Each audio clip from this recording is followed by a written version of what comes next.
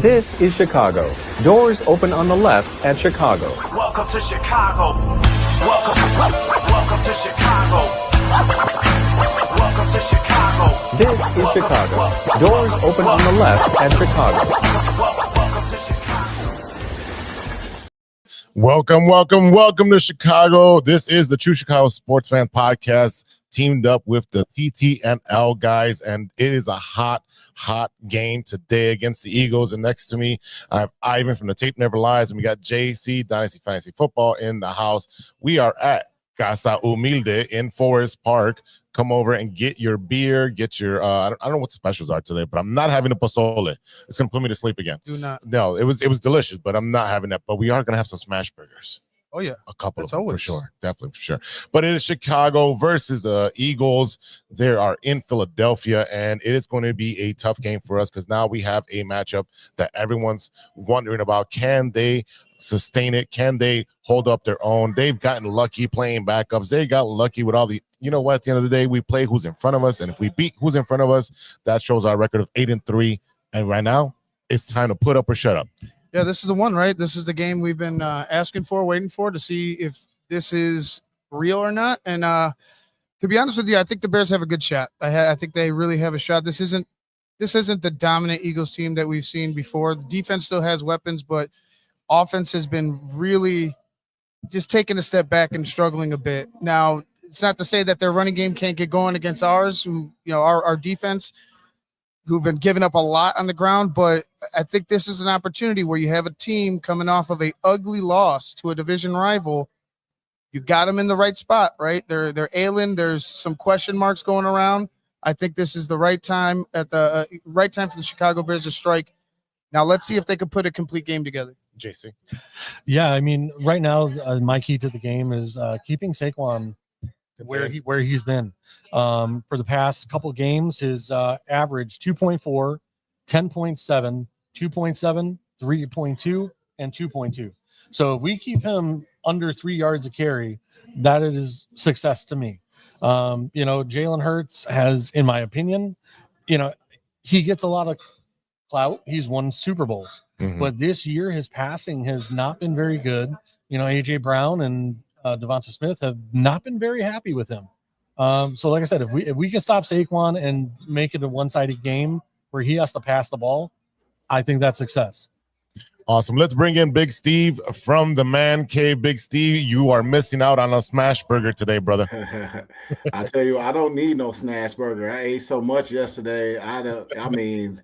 We just, you know, we're trying to take all that weight I lost, put it right back on with a fucking smash burger. I would have had one though. I would have had one. I would have had some pozole. I would have had some wings.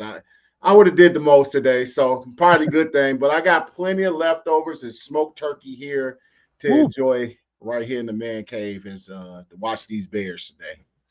Well, Big Steve, I haven't had the pleasure of meeting you yet, but I thought you were going to be here today, so I brought a bottle of Blanton's thinking you were going to be here. Yeah, we just stop playing with me. No, it's here. No, my God. I saw the next time, next location. I think it's the last stop here, isn't it? Next week, next week we're in Lincoln Park. Game. Yeah, Packers game in Lincoln Park. Yep. Okay. All right, bet I'll be there. But yeah, nice to meet you, man. And appreciate you bringing some Blanton. Hopefully next time I'm there, or the next time we're both there, we can enjoy that. Absolutely. Yeah, man. Exciting day today. I've heard a lot of people going to a lot of viewing parties, and you know, Black Friday, most people are off today, and it's man, what a time, what a great time. Thanksgiving and now the Bears. You can't beat that. Having a Bears game after Thanksgiving, tons of leftovers, tons of food, tons of parties to go to. Everyone's off. So it is going to be a great time to watch this game. Steve, what are you seeing from the Philadelphia Eagles after that loss against the Cowboys? Well, you know, the reports coming out of there is a lot of dysfunction between Jalen Hurts and AJ Brown, and I wouldn't read too much into that. A team that has that level of success, and that many stars, usually start to have some kind of level of dysfunction. It happens, So I wouldn't like sit here and bank on us capitalizing on that. At the bottom line is that we need to come out and play a really flawless game. Keep the turnovers down like we seem to have always, staying on schedule.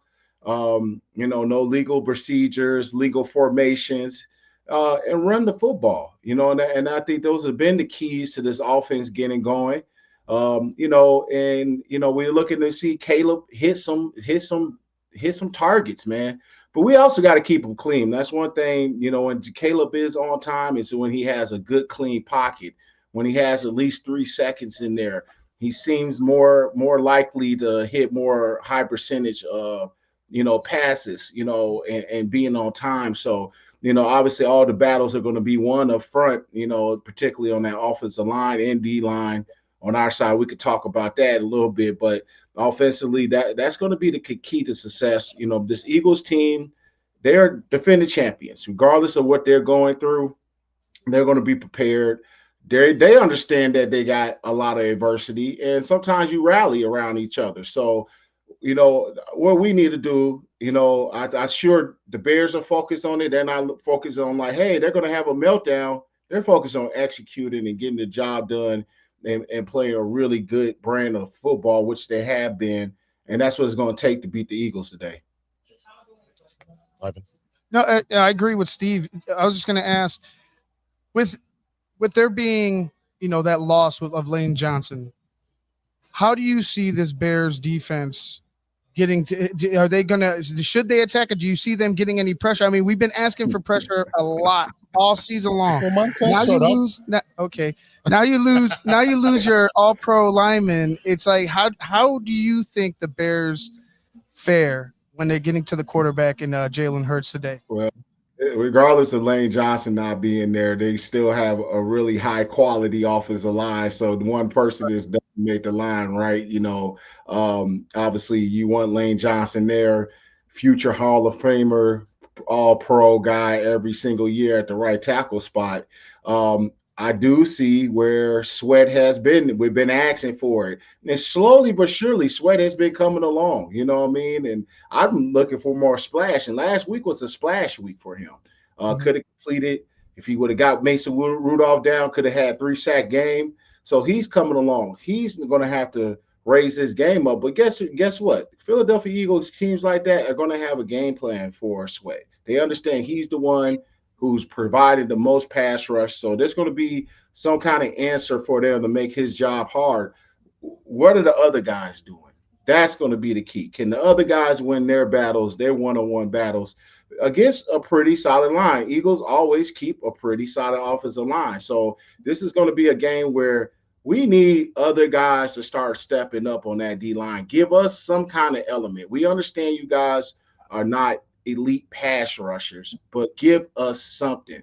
And also, we got to keep Jalen Hurts in the pocket. Here's another guy who could get out and run. And I think we've had our struggles with that as well. You think about Jackson Dart, a lot of design quarterback power runs. So how are we going to defend that? I think most importantly, with once again, none of our starter linebackers, even though those guys play really good, now they have to attend with Jalen Hurts and a Saquon Barkley, even though he's haven't been playing good. But any given moment, Saquon Barkley could explode for a 60-yard run, and not just one, but a couple.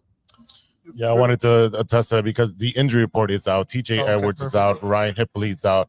Dominic Robinson's out. Noah Sewell's out. Tyreek Stevenson is out, right? And then Gordon and Johnson were questionable. It looks like they're going to play today. So your entire linebacking core is out, and the guys that stepped up last week are going to have a tall task to take care of with a mobile quarterback and a power running and power / finesse runner in Saquon Barkley, who can rip open at any point. And then we did mention that Lane Johnson is out. They also have Miles Hinton out, another offensive tackle. So it is, again, for us, I think if we can get pressure up front, which we've been asking for all season long, 11 games we've been asking for, 12 weeks, can we get pressure on the quarterback so that way our guys in the secondary or our linebackers can take advantage of that? That's what we're asking for. It's going to be a tall tale with this upper echelon team. Yeah, no, I agree. But I was going to ask you guys how you feel, because I feel the way that they're going to attack us today is in the short game. Right? Right. Screens, linebacker area. Screens, hit the, eat up them linebackers. Dallas Goedert, I think, is going to have a big game today for them. I think he's going to be one of their focal points in their offense today with the linebackers out. Although they did fairly well. Jackson did well, with the green dot, making the calls and everything like that. How do you guys feel? Do you think they're going to attack us short and then hopefully open up the deep passing game late, or what do you guys think? I mean, I think that they're going to hit seam routes on us pretty much all game, and attack the linebackers and see what, third, fourth, fifth string linebackers can do. I think that's middle of the field is what's going to hurt us, if anything. Yeah, I think that's going to be the middle of the field. That's where the game's going to be won or lost, is how can we contain their tight ends and how these little outs or ends. I'm sorry, little ends can be prevented for big gains, because you're going to see a lot of yak being able to be moved around. So real quick, we got a special guest coming in live from the game. Oh boy, you guys know him. He's your favorite barber, Claudio the Barber. What's up, Claude? Can you hear me? What's up, guys? You got a mic? I can hear you a little bit, but I got it. No, I can hear you. It's good. Look, I'm here. That doesn't even fit you. It's okay, buddy. It's hanging out. It's all right, bro. Look at you. Show him. Fucking ass. Oh man. They're already. Philly fans are rough, bro. Philly fans are rough. I hear some chirping. I'm in the Lions den here, dude. The Claudio's double fisting already, getting heckled in the parking lot. Look at Is it gay? About to beat your ass, though. Get him, Claude. Get him. Yo.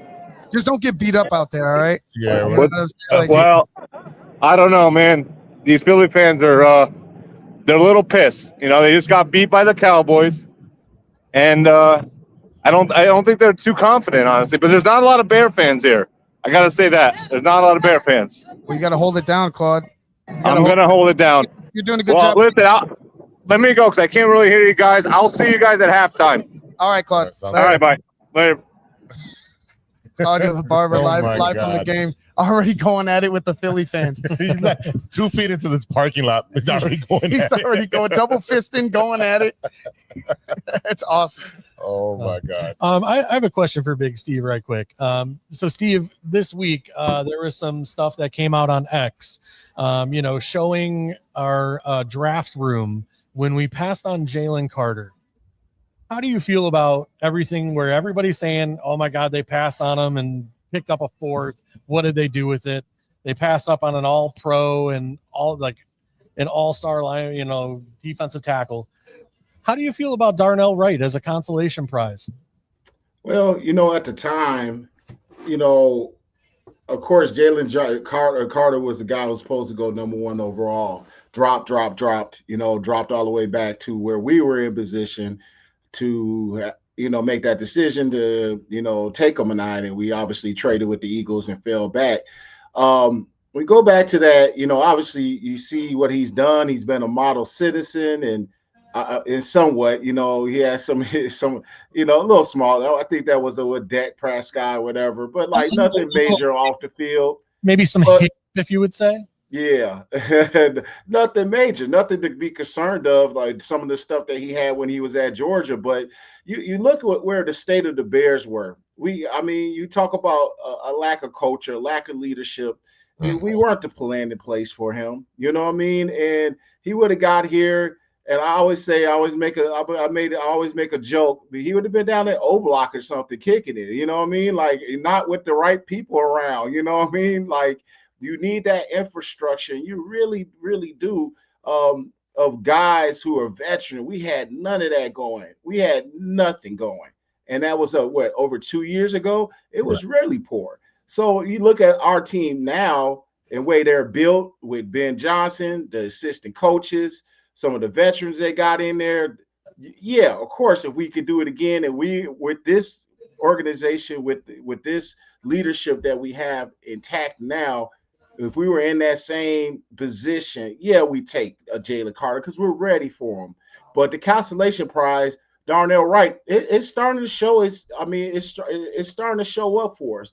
Darnell, and I think Darnell's struggles was because he had a really bad offensive line coach. The talent was always there, but I just think he was really coached poorly because he had some really bad technique, some things you get away with when you're in college because you're that strong, you're that athletic, you could get away with.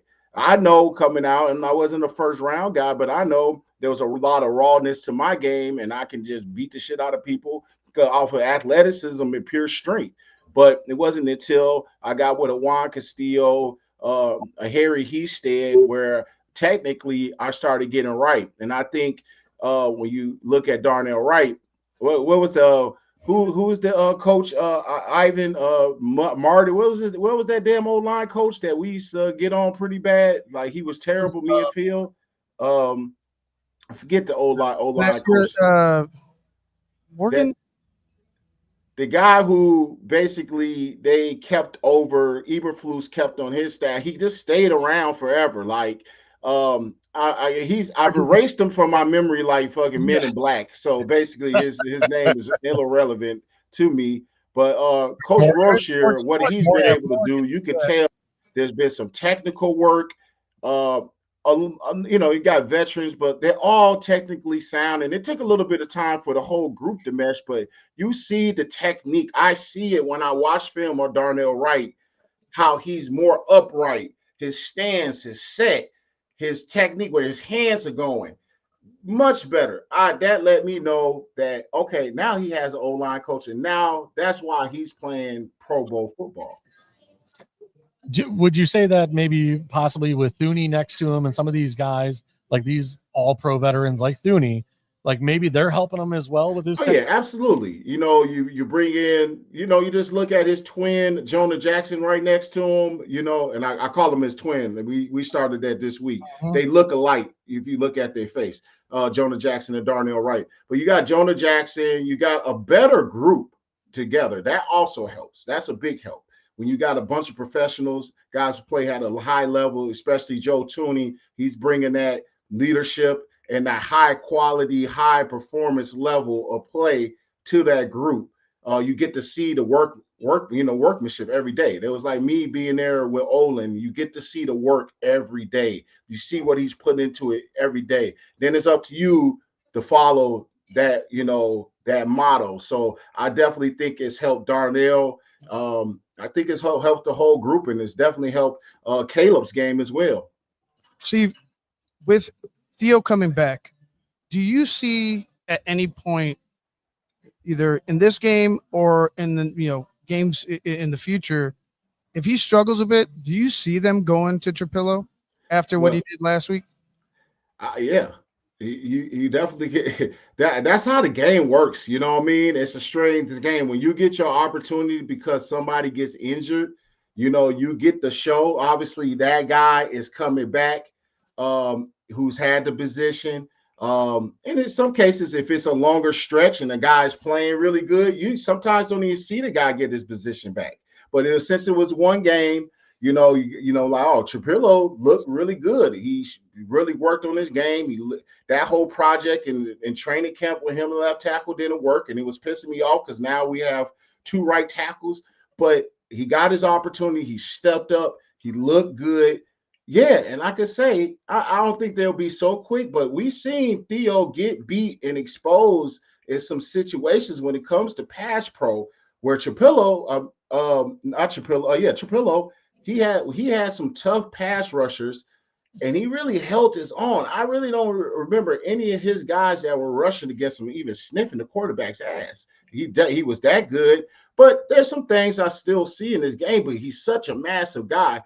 Now, hey, he has a game where people can, now have a game plan for you. That's another equation. But getting back to the point, yeah, if there's some struggle, you've seen what Ozzie Trapillo can do, and you can go to him. Absolutely. Yeah, I wanted to touch on just putting this all ball together. You look at, that whole issue with drafting Jalen Carter. Our administration was not a strong administration. We didn't have enough leadership on the field to be able to deal with something like that. We do that now, and that's the testament to that. We got CJ Garner. He's got a checkered past. What has he been since he's got here? Great. I mean, just awesome. Who was the first guy off the sideline to go protect Caleb? Oh, yeah, CJ. Right? So that's what you need. And we've been talking about we need some dogs. We don't need, choir boys on this team. We need a little bit of mixture of everything. And at the helm, you're going to have Ben Johnson taking everybody, making sure that everyone's accountable. And you already seen what's going on with Caleb on his press conference. Right. He sounds exactly like the coach now. Oh yeah, no, he's because they're lockstep, right? They're there. So let's look at what's going to happen today on offense. Let's look at our players and who do we see to break out today. And we'll start out with Ivan. I need my guy, Kyle Monungai. I need my guy, Kyle Monungai. That's what I need. I need them to use him as the feature today. Right, use him as the feature today. If you want to slow down that defensive line, that push from them, start hammering them in the middle. Start hammering them on the outside. Just run the football and work off the play. We say it every week. We do say it every week because this is the team that you have right now. Use the run to work off the pass. But again, it has to be Kyle Monungai for me today. How many yards are you looking for? I mean. It doesn't matter. I just need him to touch the rock. Like I would hope that he gets 75 plus, in a touchdown. 20 touches. Yeah, I would want 20. Minimum of 20 touches. I can't agree with you more there. JC, what are you looking at on offense? You know what? I keep coming back to our passing game, and I keep looking at the fact of like DJ Moore just doesn't seem to be getting that involved. It's like 3 catches a game. Maybe 40 yards here and there. But, I really feel like, some of these guys that are having the dropsies right now, like DJ Moore needs to be more involved than 3 catches. And well, you got to look at Ben Johnson's offense. He spreads that ball around. So that way he can't be predictable.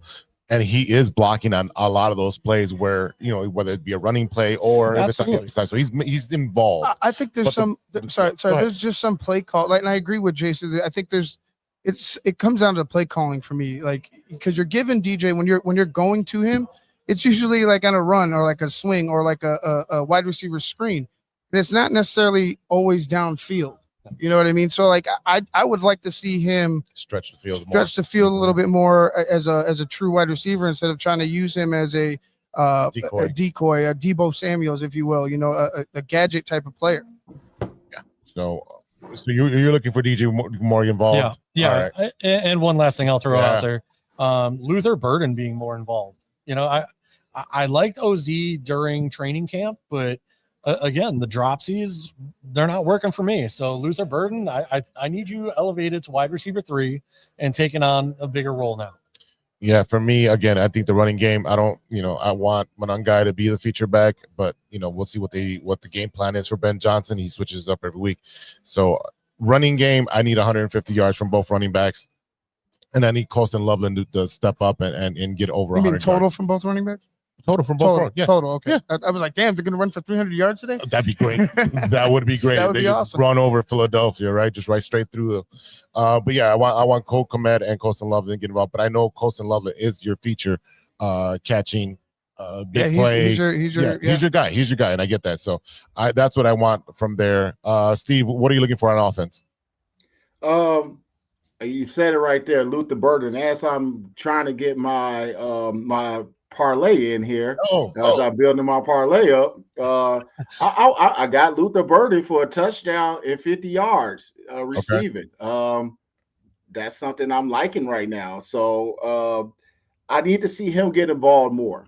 So what I'm looking for is those rookies again. I need to see those guys start having more effect in this game. I will go with the triplets. I'm going with Kyle Monungai.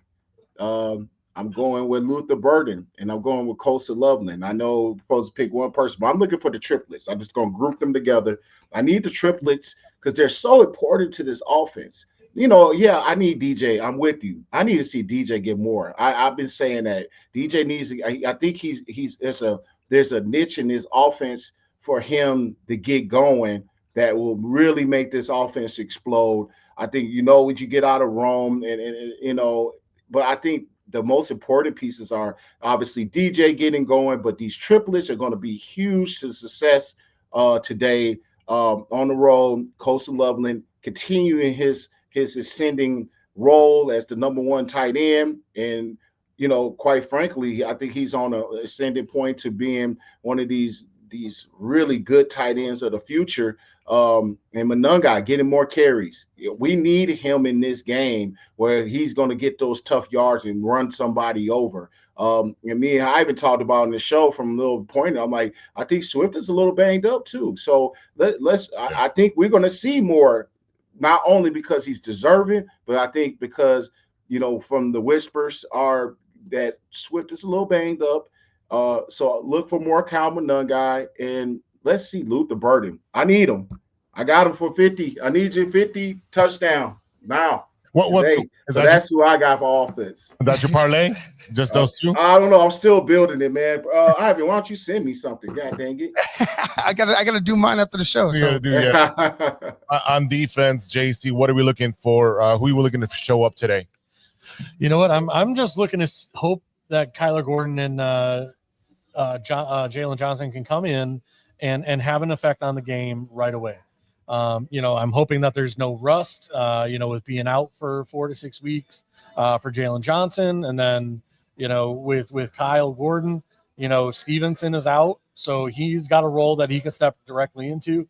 We'll see. I'm kind of interested how we're going to roll with Byard, Brisker, CJ Gardner-Johnson, and all these guys coming back. Nation, right? You're just gonna have to rotate these guys in it. Well, that's a good problem to have. If you have fresh guys out there and they're all ball hawks, that's gonna be a good thing. And that should help out the middle of the field because they're going to be so active and they're ball hawks. So but do you turn Brisker into almost like a small linebacker?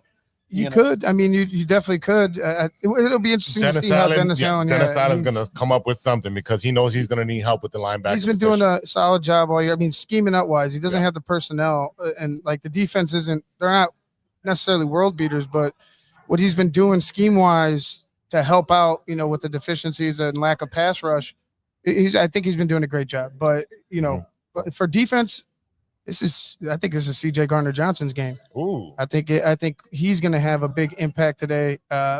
Playing for a former team or playing against his former team. I'm looking for CJ I'm looking for him with a sack and a pick. How about that? Whoa, that's a big game. I'm looking for Nahshon Wright to continue having a phenomenal season as he stepped in at cornerback. We also have Josh Blackwell back there, but for me, Nahshon Wright, he's been a ball hawk. Everything that's in his area, he's over there, intercepting, playing, he's knocking balls out. So for me, that's got to be the guy. And I would love to see the defensive line get to the quarterback for once. Let's hope and pray on that one. Don't we all? Big Steve, who do you got on defense? You just took my guy. Nahshon has to get it. I mean, the incredible run that he's been on, able to find now even more so with Jalen Johnson and Kyler Gordon coming back. I think his game can definitely elevate now. I think there's more opportunity for him to get. I mean, he was in line to get another interception if Brisker didn't knock the ball down. He's just playing with a whole lot of confidence, and he's playing with something on his heart, a chip on his shoulder, but definitely on his heart. When you play with something in your heart and the motivation, man, you play above and beyond, and the guy is definitely doing that. So I'm going to get on his roller coaster, his ascension, as I say, because the roller coaster is up and down, his ascension of what he's been doing this year. And if I'm looking for anybody, let's go Austin Booker, man. You got a high motor. You've been getting there. We need you with a mobile quarterback who likes to move around. This is when Austin Booker can steal him a couple sacks. This is when if Swift is ever to push push Jalen Hurts to the other side. This is when Austin Booker. So I'm going with Nashawn Wright. I'm going Austin Booker, making big plays today. Awesome. So the offense and defense is taken care of. Now we got to take care of our score predictions and who's going to win the game. Let's start with JC. Of course. I was sitting here like, oh man, I'm gonna have a second to think here, and then I was like, nope, yeah, we're gonna start you first. Oh man, you know what? I'm gonna go a little bit low scoring on this. I'm gonna go like 20-17 Bears. 20-17 Bears. I am gonna go 34-28 Eagles. Okay. I already picked mine on Wednesday. It was 23-17 Bears. So Okay. Steve. Yeah, I can't change though, and this is a good time for me to plug that I'm doing a weekly segment for Fox Sports with we don't have a time. It's kind of like we record it and then we'll put it. It's on the internet. It'll be on YouTube and X. So I'll be posting it and putting out alerts when that segment drops. It is available on We'll post it on there. on YouTube right now. Chicago's Fox Sports. But I made my prediction then. I wasn't quite ready mentally, but they put me on the spot. So I went high scoring. I went Bears 28, Eagles 24. So kind of like these low scores that you guys are coming up with. As you guys are saying, I'm like, ooh, I like those scores a little bit better, a little more, tough game, NFC, defensive struggle, but a little bit of points put on the board. But I got to stay with my prediction from earlier this week, 28-24, Bears win. All right. Well, I'm not like I want to pick against the Bears. I just feel that. All right. Why do you hate us? Why do you hate us? I don't hate you guys. All right. Anything else? Yeah, I mean, like I said, I think it's just a low scoring game because, again, Saquon, I don't know what is going on with Saquon this year, but his average is horrible. I mean, he's under 3 yards a carry for 5 of the last 6 games. I mean, let's hoping we can keep him there. That's the biggest thing. That's my hope is that you could keep him there. But biggest thing is slow down Saquon and as out on the edges, just make sure you contain and you don't let Jalen Hurts get outside and hurt you like that. But yeah, I would like to see them continue to stifle Saquon today. That would be a huge help, in winning this game. All right, ladies and gentlemen, that'll be for the pregame show. We'll be back here for halftime. We are at Casa Humilde. Come have a beer with us, smash burger, buy us a shot, whatever you need to do. But come on here. It's cold outside, but warm in here with these Bears fans. Again, we'll be here for halftime. And Ivan, the TTNL. Yeah, TTNL. Halftime on the Patreon side. Make sure you go check it out. Phil and Shayne. And then, of course, BHL right after the game. All right, so we'll be back at halftime. Later. Later.